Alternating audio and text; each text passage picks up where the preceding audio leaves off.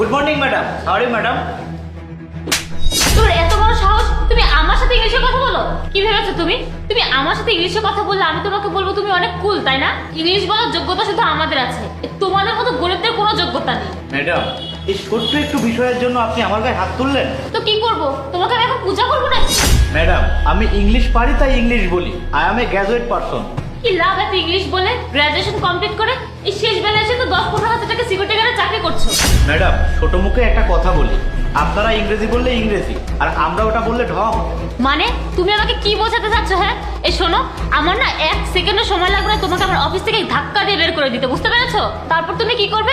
তুমি আমার পায়ে ধরে বলবে, প্লিজ ম্যাডাম আমার ভুল হয়ে গেছে, ম্যাডাম আমাকে ক্ষমা করে দিন। তোমাদের মতো গরিবদের স্বভাবই এইটা, প্রথমে তো তোমরা অন্যায় করবে, তারপর হাতে পায়ে ধরে তোমরা ক্ষমা চাইবে। ভবিষ্যতে এরকম কোনো কিছু যেন আমার সাথে না হয়। স্যার ডেকেছেন? অপু, এসব কি?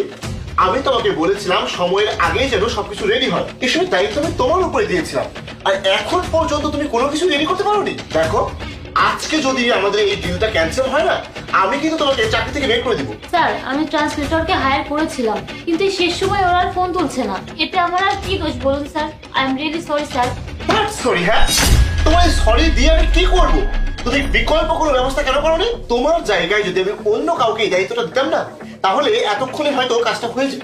আমার এই ক্লায়েন্টের ল্যাঙ্গুয়েজটা আমি বুঝতে পারি না, আর তাই এই দায়িত্বটা আমি তোমাকে দিয়েছিলাম। কি হয়েছে স্যার?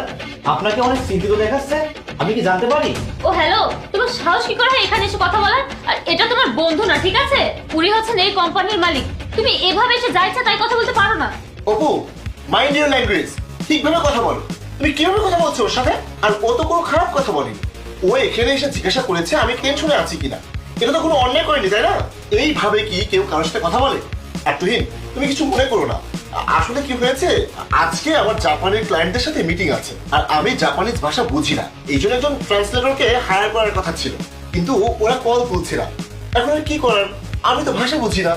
স্যার, আপনি যদি চান তাহলে আমি ট্রাই করতে পারি, আপনার জাপানের ক্লায়েন্টের সাথে আমি কথা বলতে পারি। ও হ্যালো, এটা তোমার গ্রামের বাংলা ভাষা নয়, ঠিক আছে? এটা জাপানিজ ভাষা, জাপানিজ। আর এটা কোনো বাংলা ভাষা না যে তুমি বাংলায় যা ইচ্ছা তাই বলবে আর ওরা বুঝে যাবে। শাট আপ অপু, তুমি এইভাবে কথা বলছো কেন?